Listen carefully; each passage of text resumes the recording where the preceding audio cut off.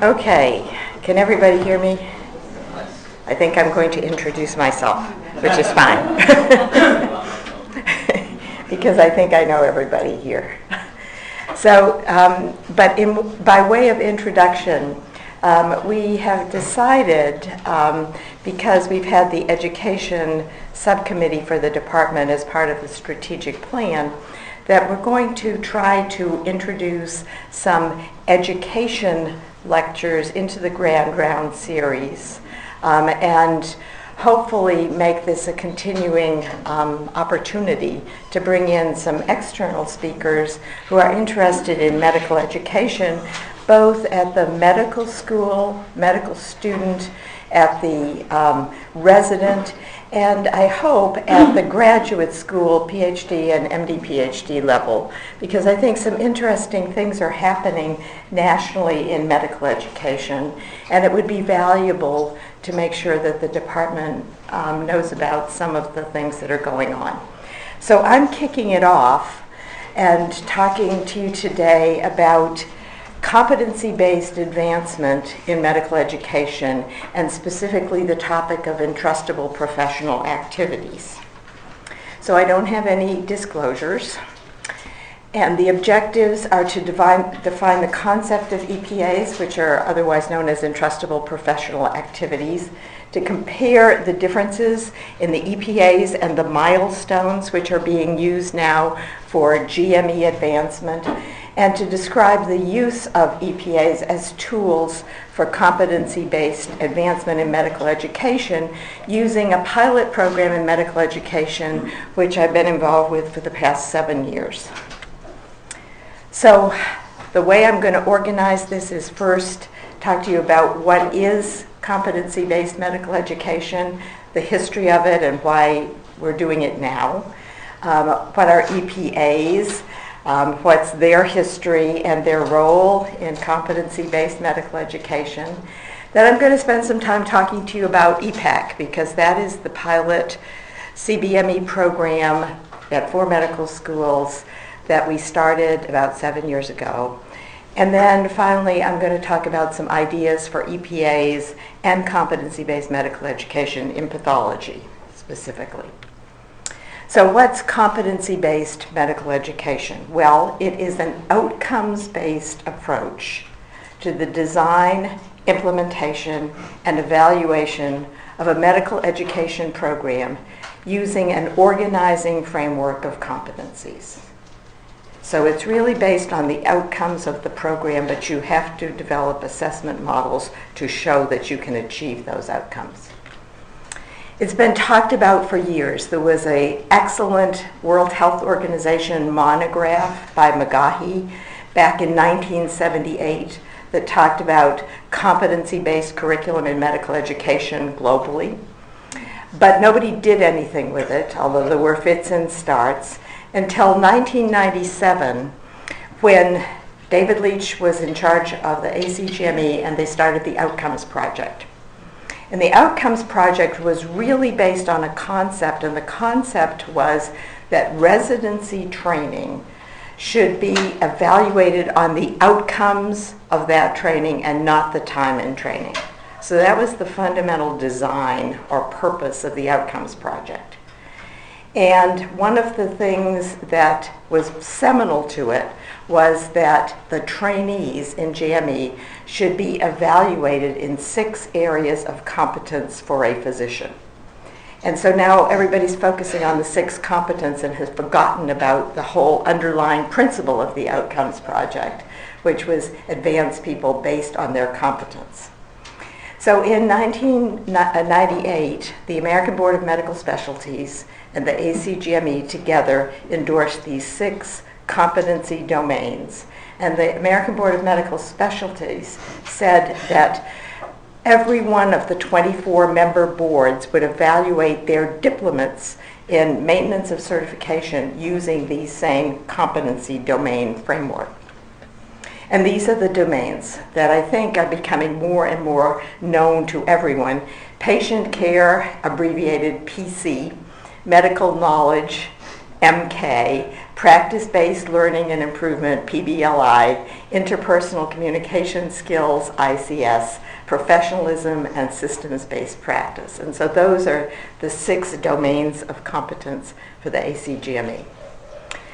So to think about competency-based medical education, these are some principles that you should really think about. It has to be developmental. Competence has to be acquired over time, and it builds on prior knowledge. And it has to be individualized. So trainees bring their own personal achievements and competencies to education, and they've already mastered something, so it has to be individualized. One size does not fit all. Competency-based medical education has to be flexible, and it has to depend on the abilities and the needs of each student. And therefore, it requires both the learners, the students, and the teachers to do things very differently. And it also requires very different assessment models than the ones that we traditionally use. So it requires a clear definition of the expected competencies and the milestones, the developmental milestones to those competencies, the things that learners need to know and need to do. And the assessment strategies have to be structured to determine whether these things are done consistently over time. And the competencies and the milestones have to be assessed in the context of the clinical environment. So there are a lot of competency frameworks out there, and they range from too much, too little, or just right. So you look at the ACGME and the ABMS competency domains, and there are 6 of them. And then there are the specialty-specific milestones that everybody is grappling with in the different specialties. Then there's the neighbors to the north, the CAN-MEDS. And the Canadian system preceded ours by a little. There are 7 general roles or competencies for physicians. And then there are 28 key competencies. And a few years ago, there were 154 enabling competencies and subcompetencies. That may be too many. And then there are the EP. But it's Canadian. It is Canadian. By now there may be more than 154. I haven't checked for a while. But then the EPAs, and not many of the medical specialties have developed EPAs. Internal medicine and pediatrics has. Pediatrics has developed them most robustly. And currently there are 17 EPAs for general pediatrics, which might be just right. The milestones that everybody in GME understands now are challenging for some people. The next accreditation system of the ACGME required each specialty to develop milestones, and the milestones were supposed to be in the 6 competency domains. And the milestones really are part of the developmental system going toward developmental outcomes, and they are supposed to provide a framework for assessing and monitoring the progress of the residents. The milestones have 5 developmental levels, starting with novice and ending with mastery, and each residency program or specialty will set the level of accomplishment of the milestones necessary for graduation from residency. And for all of the milestones, it will not necessarily be level 5. You do not expect your residents to have mastered everything at that level by the time they leave. So usually the competency levels for the milestones are set around 3 or 4 depending on the milestone. But then the competency committee, the CCC, in each residency program is set up to monitor the progress of the milestones. And some specialties, like especially pediatrics, but also internal medicine, have used Entrustable professional activities to frame the milestones and put them in clinical context. So what are EPAs? Well, EPAs are, and this is the definition by one of the 2 people who basically created the concept of EPAs, Ole Tenkate. They're a critical part of professional work that can be identified as a unit to be entrusted to a trainee once sufficient competence has been reached. So tomorrow you will be allowed to perform a complete autopsy by yourself without supervision. So the EPAs operationalize the competencies. They put them into a clinical framework. And these are the conditions from this seminal paper in Academic Medicine in 2007 by Ole Tenkate and Frederick Scheel, which really described the EPAs and their use in medical education. And so they define these 8 things. They have to be part of professional work in a given context. They have to require sufficient knowledge, skills, and attitudes. They have to lead to a recognized output of professional labor. They have to be confined to qualified personnel. They have to be independently executable, something you can do on your own. They have to be executable in a specific time frame, although it's over years. They have to be observable and measurable. And they have to reflect one or more of the competencies and the milestones. So, why would we use them? Well, we use them because they make sense. They make sense to faculty, they make sense to learners, and they make sense to the public. And they situate the milestones and the competencies in the clinical work that we do, in the clinical context where we live. And so they align what we assess with what we do. So we're not assessing system-based practice, we're assessing a unit of work that we do. And they add meaning to assessment by focusing on the integration of the competencies into care delivery. And you can cluster a large number of the milestones into a given EPA, and so they make assessment easier and more meaningful. So this is an example of a pediatrics EPA, and we don't have them for pathology, so I have to use pediatrics.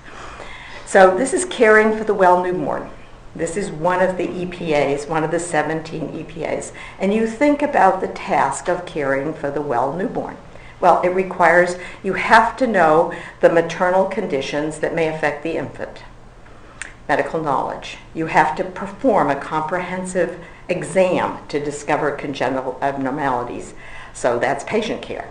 You have to apply evidence-based guidelines for newborn care, and you have to speak to the mother in a language that she understands. That's interpersonal communication skills.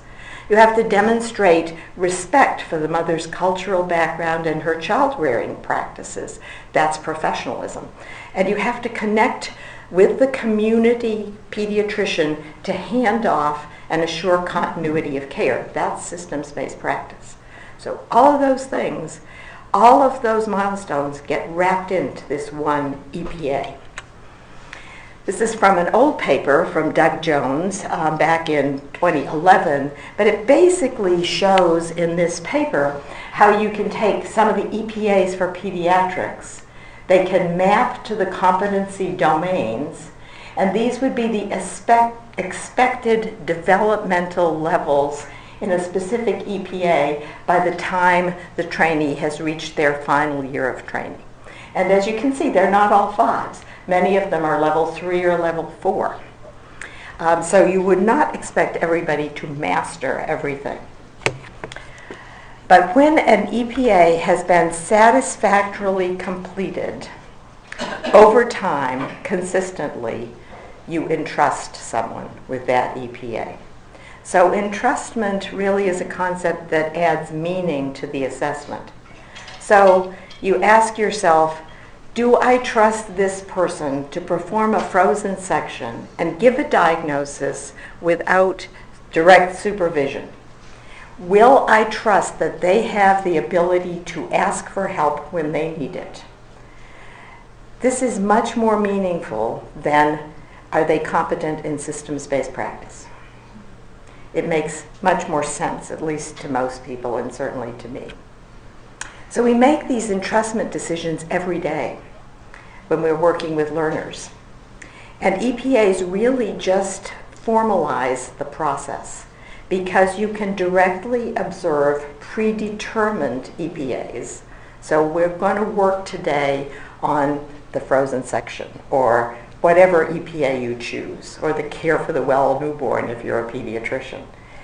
And so you can directly work on a predetermined EPA and not random aspects of performance. And you can base the decision to entrust on the degree of needed supervision. And obviously this has to be done over time. It is not a one-shot deal because people's performance varies from day to day. And you award entrustment, I think this is going out. You award entrustment when you determine that the learner, great. Yeah, it's the battery, we better use that. So can everybody hear me? Because I can't really lean over this thing. Okay.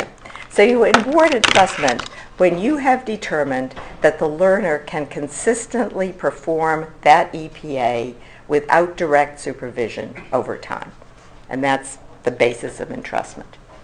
So how do you relate entrustment and competence? Well, you entrust someone when you determine they don't need direct supervision anymore. And faculty basically pretty much understand that. It makes sense. And it infers competence. It doesn't suggest, as I mentioned previously, that graduating residents have to reach that level of performance for every single EPA. But when they don't, it opens the door to the structured education that they need as part of MOC. So to elaborate on that. So every resident will have a different level of milestone accomplishment and EPA entrustment when they are ready to graduate. And some of them will be way above the threshold that you determine for the satisfactory level for the EPA to move forward. And some of them will just be at that threshold. And as long as the resident understands their progress and understands their developmental accomplishment and where they are, then they can be set up beautifully for MOC, understanding the things that they have to learn more about and the things that they can just maintain because they've already reached the level of entrustment. So it sets them up for the next phase of the system that they are in. So to summarize this part, EPAs for any specialty represent the essential professional work that defines a discipline. And they're observable and they're measurable. And they lead to a defined outcome. And they require integration of many of the ACGME competency domains into each EPA. And they can be mapped to the milestones and competencies. So that brings me back to thinking about the challenges of competency-based medical education, because our current medical education system, both in medical school and in residency, is time-based. It's structured around time, course time, semester time, 4 years of medical school.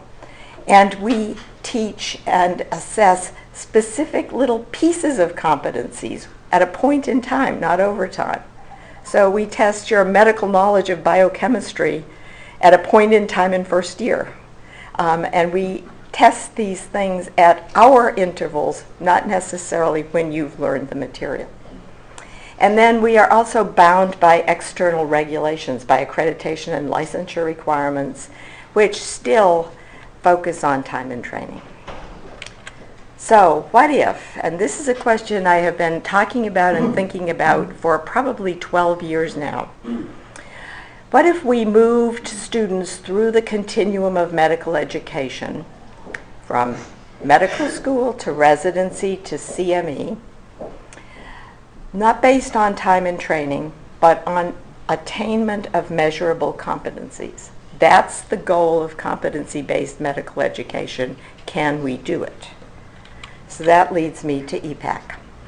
So EPAC, which started out its life as the Pediatric Redesign Project, stands for Education in Pediatrics Across the Continuum. And it's a collaborative project of the AAMC, the American Board of Pediatrics, and the ACGME. And it's a program of competency-based medical education. It's a pilot project. It's part of the way through. And it's a pilot project to establish a model of competency-based medical education through a variable time, meaningfully assessed demonstration of competence across the continuum of undergraduate, graduate medical education using pediatrics as a test specialty. I had to use pediatrics because it was the only specialty board that was really set up to do this and wanted to take a risk on an educational model. So it has 4 schools that are participating: the University of California, San Francisco, the University of Colorado, the University of Minnesota, and the University of Utah. Its sponsor is the AAMC, which has sponsored it from the beginning, and the first meeting was in 2010. And it has received generous grant support from the Macy Foundation. All 4 schools at the start of the project assembled educational teams, and the core team was the Pediatrics Clerkship Director and the Residency Program Director. There are many others involved, but that was the dyad we had to have. All schools have hired and included educational specialists, and they have program coordinators for their EPAC programs. And the AAMC generously required 2 part-time national evaluation experts, one in qualitative evaluation and one in quantitative assessment, to work with subcommittees of EPAC. So the curricular plans. When we started this, I thought we would all do the same things. I thought we would do exactly the same thing in all 4 schools, and I was totally wrong. And I should have known that, but I didn't. But I was assured by our evaluation specialists that don't worry, it will be fine. And it is. So all 4 schools are doing some things in common. They have all begun a longitudinal pediatrics outpatient clinic in general pediatrics that starts in the 2nd year of medical school and extends through residency. So a long continuity clinic. Each school guaranteed a residency slot in pediatrics for each member of an EPAC cohort, up to 4 slots a year. There was going to be an emphasis, and there is an emphasis, on pediatrics throughout the curriculum, starting in year 1 with enrichment experiences in year 1. Here we have a summer internship in pediatrics after year 1, special projects, and all schools have done this. And each school agreed to take an annual cohort of 4 EPAC students for 4 years, guaranteeing residency slots for those students over that time.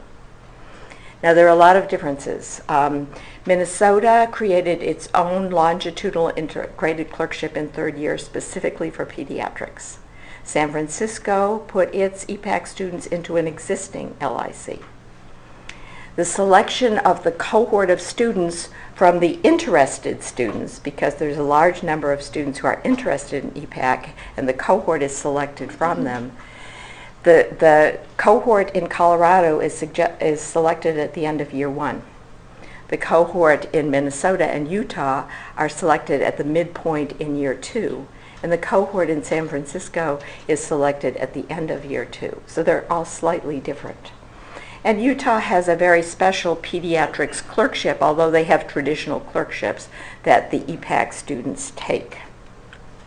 So I'm going to talk to you mostly about what's happened at Minnesota because it's the program I know best, and it's also the program with the most robust and interesting data. So and that's because of the wonderful work of our faculty here. So Minnesota has this self-designed LIC, and it's designed to meet all the requirements of the standard core clerkships for this medical school except the sub-internship. It can be up to 12 months in length, but because this is variable time, when a learner has finished all the work of the clerkship, they can move forward. So the first student moved out of the clerkship after 9 months. So it can be variable time. Usually we expect from about 9 months to 12 months, and that's variable. Then there's a transition phase after a student has finished the LIC, and the transition phase has a curriculum that is also flexible. There are preparation for residency experiences, and most of the transition phase is focused on inpatient care because much of the LIC is on outpatient care. So it includes 2 required sub-internships, one in the NICU and one as a pediatric hospitalist. The students during this time have to take USMLE Step 2 CK and CS. And the enrichment phase has time variable activities depending on student needs. And then the students enter residency in pediatrics here at Minnesota. So this is sort of what it looks like, and it varies for every student. Every student does this differently. So they finish the LIC and they can finish it at variable time. Then they move into the transition phase, and the transition phase has these 2 required sub-internships. During this phase, they have to take the 2 step exams. They can build in enrichment either before or after the transition phase, and it's very important to have this because sometimes after their sub-internships, it's determined that the students haven't reached the desired competence and they need more work. So they go into another enrichment phase. So it's a variable progression in the LIC and after the LIC. After 9 months into the first cohort, and the first cohort is now in residency, but this is data from the first cohort, each student has averaged about 520 patient encounters, and about 20% of those are continuity, patients that they see over time in their continuity clinics. And they have a good mix of adult and pediatric patients. So they're doing medicine, they're doing neurology, they're doing surgery, so they're seeing adult patients. So this is not all children. So I'm going to show you some assessment data. So these were the guiding principles that we used for assessment. And the term CEPAERS stands for Core EPAs for Entering Residency, which were developed by the AAMC for medical students. So we determined that the core EPAs, there are 13 of them, for entering residency, and the EPAs for a general pediatrician, 17, the framework for the program, and we're specifically focusing on 5 of the core EPAs. So each one of the EPAC students has to meet the school's requirements for graduation and all the LCME requirements. They have to take and pass all their step exams. And we are using 5 standardized common learner assessments against all the schools for the 5 designated EPAs, which are tied to comparable pediatric milestones. And advancement through and out of the program will be based on demonstrated competence with entrustment as the required principle. And we are using an entrustment level that all the schools agreed to after several contentious meetings, which are part of this Chen scale, Chen level 3A. And Carrie Chen took the core EPAs and decided that the entrustment scale has to be a little different for medical students. So this is 3A really means that they are entrusted to perform this activity consistently over time without direct supervision, but supervision immediately available, and the findings are all double checked. So this is the definition of what we expect. These are the core EPAs for entering residency. You don't have to read them. There are 13 of them. These are the 17 pediatrics EPAs, just to show you that they do exist. And these are the core EPAs that we matched to the pediatric EPAs. And we developed the standardized assessments across all the schools to look at these specifically. So we matched these ones and focus on these, although our trainees are evaluated in all 13 core EPAs. So the University of Minnesota initiated just-in-time online assessments for the students.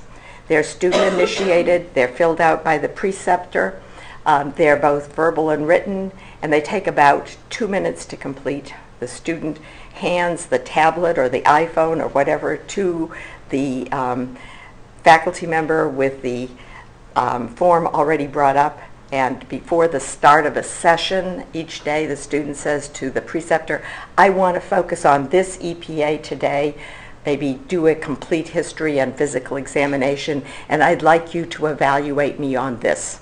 You can evaluate me on anything else you want, but this is what I'm focusing on today. And there is an expectation that they will focus on one or more EPAs in each half-day session. This is the form that we use. And so you can see here, this is one student's form. These are the levels of entrustment for medical students. They're very different from residents. We're focusing on level 3A, trusted to practice EPA, under reaction on-demand supervision, supervision immediately available, but not directly in the room with the patient, and the findings are double-checked. So we want everybody to get to this level. Some of them get way above it. And then there's a space for comments. So from the first cohort, there was an average of 105 assessments for each student. And there was about 1.5 EPA assessment a day over 9 months.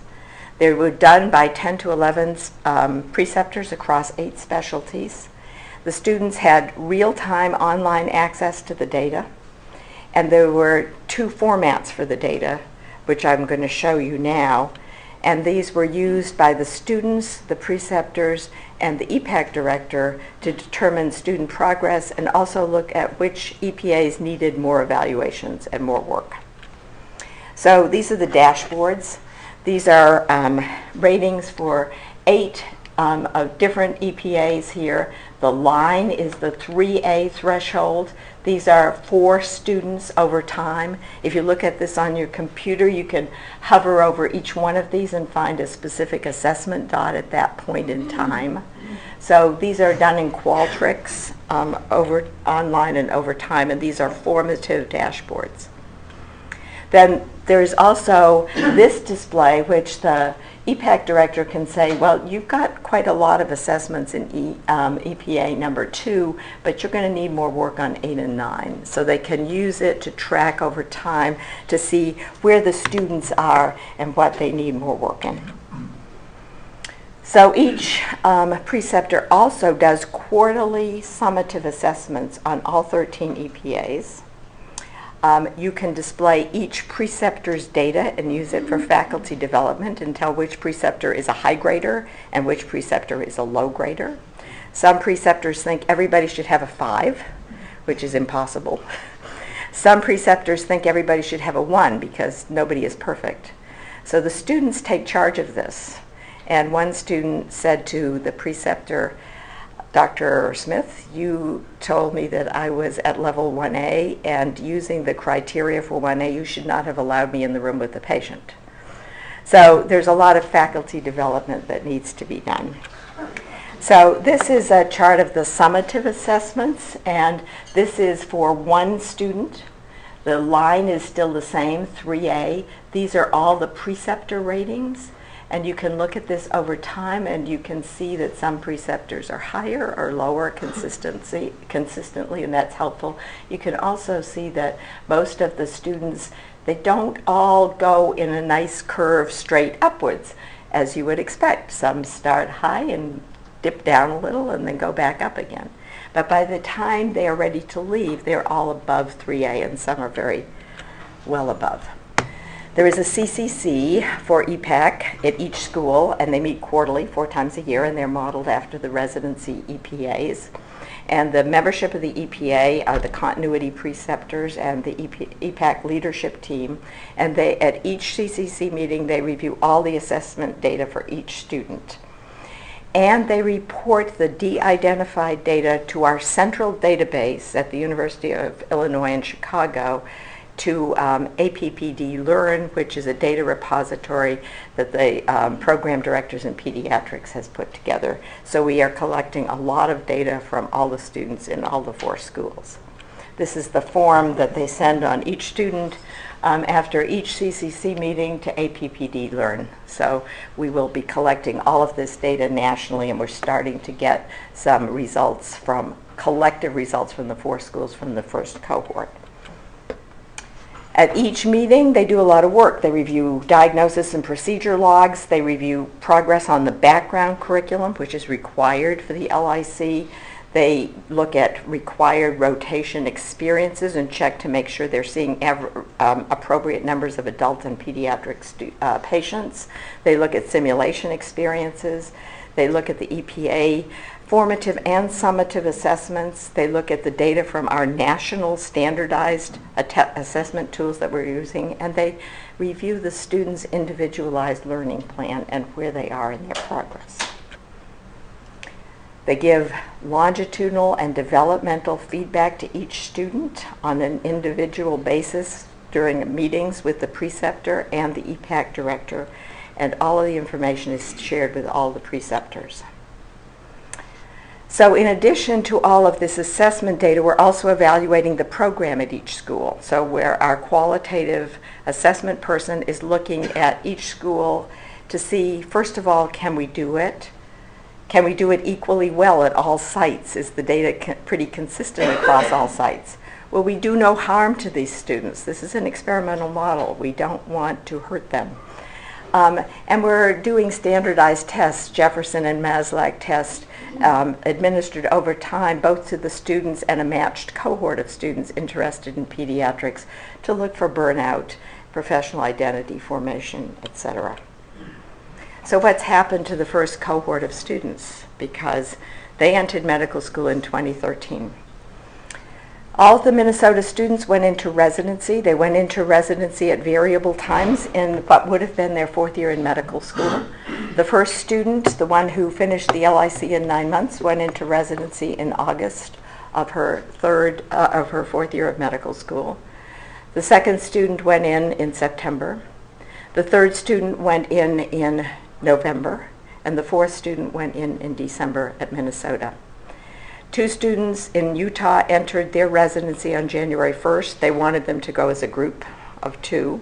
1 student at Utah dropped out, as we had expected they would, and built it into the model, to go into family medicine. Another student dropped out because she wanted to do pediatric neurology, and we couldn't work it out with the dual board of pediatrics and neurology. So I think she's not a dropout. She's just a casualty of the existing system. Colorado and San Francisco are keeping their students for 4 years. That was what their schools wanted to do. They will enter pediatrics residency this coming July. However, we have the data on all of the students, so we know when they would have been entrusted to go into residency and what time in their training. So why is it working? Because it's been a lot of work, and it's been a lot of hard work.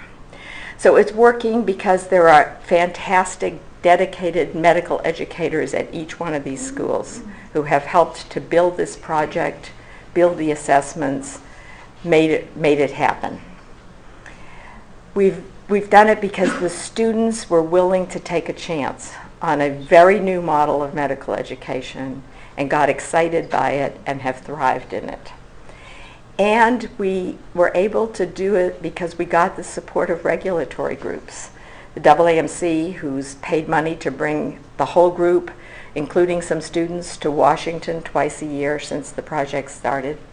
The American Board of Pediatrics, that had faith in us and said if the ACGME won't let you do it, we'll let you do it. The ACGME, who was skeptical at first but now is one of our biggest supporters. The Federation of State Medical Boards, who helped us, and a school at Davis, California, actually changed the California licensing requirements to fit programs such as EPAC. And the National Resident Matching Program, which hasn't quite come on board, but is getting there. So we can learn a lot from this project because this is not a model for medical education. It's just a experimental pilot, but we can learn some things, and these are the things that I think are important. We can learn that regulations are flexible and can be flexible for pilot projects. We can learn how early in medical school students can make lasting decisions about specialty choice. It doesn't have to be after clerkships for everybody. And maybe we could do clerkships in a different form and earlier. We can have much better, I believe, definitions of readiness for residency and what that means. We also can learn whether we can assess competence accurately. We can learn whether we can actually move residents early into residency and make them succeed, and thus, is 4 years of medical school really necessary? We can redefine what we mean by the generalist in medical education, and we can better decide what we need out of tracks in medical school education. So can we develop more specific pathways and choices for our students? And now we're in the second phase of EPAC because these students are in residency, and we have to show over the next 3 years that they can perform as well, if not better than, their non-EPAC cohorts in each of their residency programs. Because these residency programs are 4 big residency programs that take about 24 residents a year. And our EPAC students are only a small fraction of that. So our next phase, we're following them all through residency and beyond. So we're not done yet. We're only halfway through. We have to show that they are as good or better. So that takes me to the last shorter part of this talk, which is what about pathology? I think the concept of EPAs is very relevant and appropriate for pathology, and I think they could make the work of our clinical competency committees and the milestones more meaningful for our assessment. So I would like you to consider performance of a complete autopsy as an EPA, because right now, performance of a complete autopsy is one milestone, which is MK3, which implies that all you need to do to perform a complete autopsy is medical knowledge, and that's ridiculous. It makes no sense. So the novice or level 1 resident who is going to perform a complete autopsy has to have a knowledge of human anatomy and histology, has to be familiar with major disease processes, has to be able to read and interpret a medical chart. That's sort of the baseline that you want them to do. But then you can map the EPA of a complete autopsy to all 6 of the ACGME domains, if you think about it. You can map it to all of these milestones here in patient care, medical knowledge, systems-based practice, interpersonal and communication skills, practice-based learning and improvement, and professionalism. And all of these directly are mappable to a performance of a complete autopsy. It's also really helpful because if you say we're going to use level 4 as our entrustment level for performing a complete autopsy, leaving the specialty tweaks of autopsy to the people who either do a forensic fellowship or something like that, you can pay attention to the specific domains of autopsy performance that the resident needs more work on. And after the initial autopsy rotations, pay attention to those over some of the others that they've already mastered. And thus it makes the whole idea of 50 autopsies irrelevant. Some residents may be totally competent at level 4 after 30 autopsies or 35 autopsies, and some may take 65 or 70 or 100. It depends on the ability of the individual resident, but you can tailor their education. And so these are my ideas for possible pathology EPAs, and there are many others. 7 is clearly not enough. But if you think about them, perform a complete autopsy, that's sort of very basic. But also perform a rapid diagnostic analysis. So that's a frozen section or a fine needle aspiration with an immediate diagnosis. And you can go down the list, and you can create them for laboratory medicine, and you can create them for transfusion medicine, for apheresis. You can create your EPAs for pathology, and it may not be 17 for us, maybe it's 19, but it's doable. So I think we need to start thinking differently about education in pathology, particularly in pathology residency, and particularly because the EPAs for medical school are going to be adopted slowly and with some tweaks by many medical schools in this country, including this one. So the students will already be familiar with the EPA concept by the time they come to us. So these new directions in medical education are beginning to make the pathway for undergraduate medical education into GME much more explicit for the learners. And we can start to think about advancing students into each phase based on competence. And we now, I think, have the tools for assessing that and for giving students meaningful feedback rather than just you're doing good or you're not doing good. And as pathology educators, we really think how we can use some of these tools, which have been pretty well developed in other specialties like pediatrics, to advance our own teaching at the medical student and certainly at the resident level. And I have prepared this bibliography for you because these are some of the, I think, important readings around EPAs and understanding milestones and the linkages of the EPAs and milestones, which I think if you get interested in the topic will provide sort of a foundation for learning. Okay, so thank you very much for coming and for listening. John. Yes. I'm sure you knew I was going to comment. I knew you were going to comment. I had no doubt whatsoever. Some of us in this room are old enough to remember how we were taught in the old days, and actually these were EPAs, but much different from what you're talking about. Yeah. In the old days, we were taught by see one, do one, teach one. Yeah. Those were the EPAs of the old days. Right.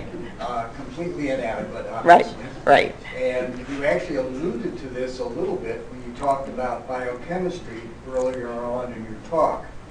And we all know in this medical school in particular, the students in the first 2 years are learning to test. Yes. Tests. Yes. Both in the medical school Right. and the step 1 and step 2. Right. And therefore, when they learn biochemistry for a test, they don't carry that through. They don't carry that knowledge all the way Right. through. How are we going to change that? And the other comment I have, and I obviously love the concept of flexibility of education. This is something I've been arguing for a long, long time. But the problem with that is that it almost requires one-on-one faculty to students. Right. And do we have enough faculty to do this? Right. And that's, I mean, obviously that's why EPAC is not a model that we can adapt to everything. There are so many reasons why we can't do it, but there are so many learnings we can take from it. The project that Sarah and I want to do is taking 2 of the EPAs, core EPAs for residents, for entering residency, and look at those in our medical student teaching for first and second year in our lab groups to see if we can help the students start to incorporate knowledge into constructing a differential diagnosis, because that's one of the EPAs. So if we as pathologists can do that in the preclinical space and show them, and the second one we're going to look at is interpreting diagnostic tests, which are laboratory tests for us. If we can show them that we as clinicians, not as basic scientists, can show them how to take their knowledge that they're learning in pathology and use this to start to do some things that are very important for them clinically, and actually think about laboratory tests rather than memorizing them. I think we can go a long way to start showing that you should start doing these EPAs very early in medical school, and that will be really important. We do, I will just tell you that the students in EPAC, if you talk to the students, specifically if you talk to the students from this medical school, they take control of their education. They take charge of saying to each preceptor in every clinic that they're in, this is what I'm going to be working on today. They know exactly where they're going. They have a roadmap. They know how they need to get there. And their feedback is meaningful because they know what they want and they ask for it. So it's a true partnership with the faculty. And the preceptors love it. The preceptors are so excited about teaching these students. They are really excited about it. Now, do we have enough preceptors to do this for 170 medical students? Probably not. But we already have models we do this. We do this in RPAP. We do this in value at the VA. We're going to do this at Hennepin. I mean, we do this already. All we have to do is take the framework and the tools we've developed and the Qualtrics system, which has already been set up, and we can apply some of these principles. So gradually, I think as we do more of these LICs and get away from traditional clerkships, we can approach this in different formats. I'm sorry, I moved you. I like your idea of emphasizing in pathology from the very beginning of the exposure for the students that pathology is the ultimate diagnostician. Yes, I'm determined to do that and get them all excited. So we'll have so many resident applicants you won't believe it. Mahmoud. Thank you, Debbie. Very interesting learning experience for us. I think there's very little room in the head of almost everybody as to acknowledge that we all acknowledge that EPA is superior to the traditional teaching that we do. I think there's very little doubt here. But it was interesting, and I would like to hear your personal view. It was interesting to see that 4 universities accepted that in pediatrics, but 2 of them didn't think that that necessarily need to translate to rapid push of the student through education. So, and again, maybe some of the old-timers here cannot fathom the benefit of accelerating someone's education 6 months in our life. We look at our career now and see 6 months is not going to make it. So what is your personal view as to whether EPAs should or should not directly translate to rapid progression through the pipeline? Yeah, I think they're 2 different things. I think that EPAs provide a competency framework for evaluation that makes sense. I think the rapid progression is very individual learner dependent. The reason that the 2 schools decided not to do that, and Colorado told us in the beginning they weren't going to do it because they wanted the tuition. That was just, frankly, it. I mean, you notice these are all state schools. These are state schools. Colorado has one of the lowest rates of state funding of any state. I know. I understand. I understand. Residents are labor for the hospital. So if you've got people entering the residency pool at unpredictable times, then that's going to make the hospital uncertain as to how much labor they have and how much they have to pay for. Right. So and that's on the residency end. Yep. It's all about money. So we put these, and so I'll tell you another thing that's shocking. It's about money and it's about tradition. So San Francisco is a very innovative school.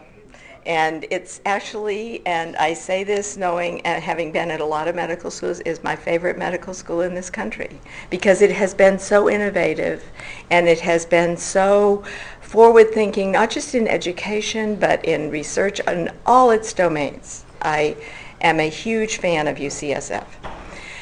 They weren't sure we could do it. They weren't sure we could do EPAC, and they were in the midst of starting a new total curricular renovation. So they were wanting to wait with their students, and that was okay. Colorado wanted the money. But we got them at least all to agree that we would evaluate the students the same way. So we have the data for those students. And so we have the data for the 4 San Francisco students and the 4 Colorado students. And we will know, and we do know, when they reached entrustment at level 3A for all of the core EPAs. So when they could have gone if the school would have let them go. I'm not sure that it matters. The students should go when they want, but they have to pay for it. And some want to move faster, some want to move slower. The problem that we've come up against was recently, which was another thing I never anticipated, was all of these schools agreed to give residency positions. All of these schools have dyads, so the residency program director and the core clerkship director, who come to the meetings and work together. The Colorado students are now going into their residencies, and the residency program directors, both assistant and chief, at Colorado are saying, wait a minute, these students' board scores are not as good as the board scores of our other cohorts. Maybe we don't want them. And we're saying, foul, you can't do that, you agreed, and they're going in. But I think the biggest thing, one of the biggest things to me, is going to be that when we show in the next 3 years that these students not only do as well as, but do better than their other resident counterparts, that we can say to them, the board scores didn't matter. And we have a better way of showing when people are going to do well in residency than board scores. And I think that will be one of the biggest things that will come out of this tiny little pilot project, which has been a huge amount of work, but is going to give us so much interesting data that we can improve our teaching, whether we do it in 4 years or 3 years or 3.5 years, or they can go when they want to. Some of them want to stay. They want to do electives. Some of them say, you know, won't you let me do pediatric radiology? I'd love to do that. And we would say, sure, that would be good for you. I would like to do pediatric pathology before I go into pediatrics. Super. You know, I mean, I think it's not about getting them to move fast. It's getting them to move when they're ready. And the converse is all of these schools had to be ready to say that some of these students might not be ready at 4 years. Some of these students might be ready only after 4.5 years. That's okay too. Doesn't mean they're not going to be great doctors. I was waiting for you to say that students, some of the students elected to join residency in other universities within the 4, but obviously we couldn't do that yet. Yeah, couldn't. We talked about it, switching residents. We decided we couldn't. Sorry, Mike, you had your hand up for a long time. Well, yeah, I think this is really exciting stuff. I think all of us in the room that are involved in education are really excited about dealing with highly motivated, self-directed, organizing learners. And it's clear that they can go on an accelerated track. I think that the thing that I think we all struggle with is what about people that take a little longer?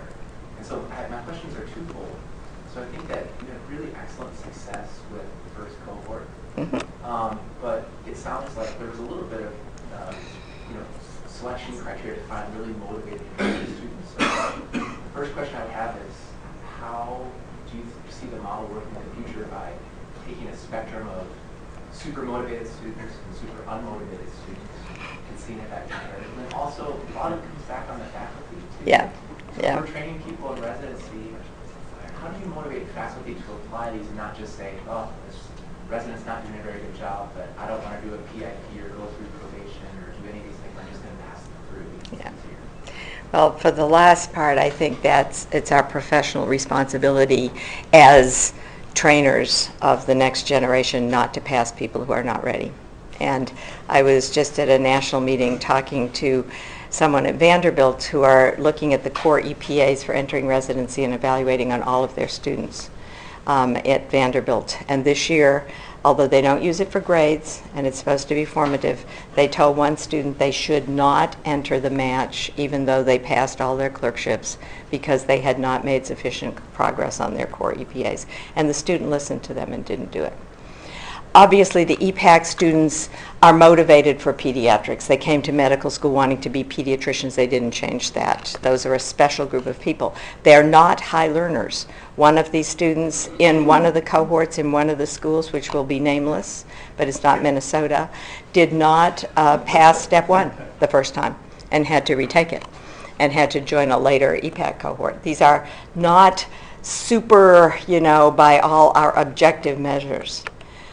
To me, every student that we admit to this medical school, and sitting on the admissions committee now for 3 years, I see all the applications. They come from different backgrounds in different places. They are all able to do the work, and at least when they come in, they are motivated for medicine. Some of the reason that they lose their motivation is due to us. We demotivate them, and that's well known. And so if we can devise medical education systems that make sense to them, that they understand where they're going, that are not driven by numbers, purely numbers, but by abilities, which we can judge more fairly, I think we will have more motivated learners than we do now. Not 100%, but closer than we have now. So I'm very optimistic about it. So thanks for, oh, Robin, okay. You set me up for my question. Yes. If you are able to demonstrate in principle that EPAs are a good way to educate in undergrad medical education, can you make a case for less time sitting in the classroom and getting into the clinics earlier, asks the Duke alum? Yes, I mean, I think we should. My belief with EPAC is that what we're going to learn is that we should start with smaller clinical experiences. You don't need 12 weeks of medicine to decide you're going to be an internist. You sort of have a framework. You expose them in tiny clinical rotation blocks to the major areas of medicine: behavioral, psych neurology, OBGYN, surgical subspecialties and general surgery, internal medicine, pediatrics, in mini blocks, and then you start to track them. And don't make them sit in the lecture hall. No. They shouldn't be doing any lectures. You have these super motivated people who have excelled in college. Yep. They are really interested in medicine. You bring them in and you put them in a classroom for 2 years and make them take bubble tests. Yeah. I'm characterizing it somewhat, but Oh, it's true. the sooner we get them into a clinical setting, the more they're going to learn about what's really relevant. Yes, and we can do that and bring them back, and I think there is some progress to doing that here, and it can be much more exciting and a more exciting way to learn for them, and we should do all of those things. In the meanwhile, dealing with what we have and the framework we have, those of us in pathology can do a better job, and we should.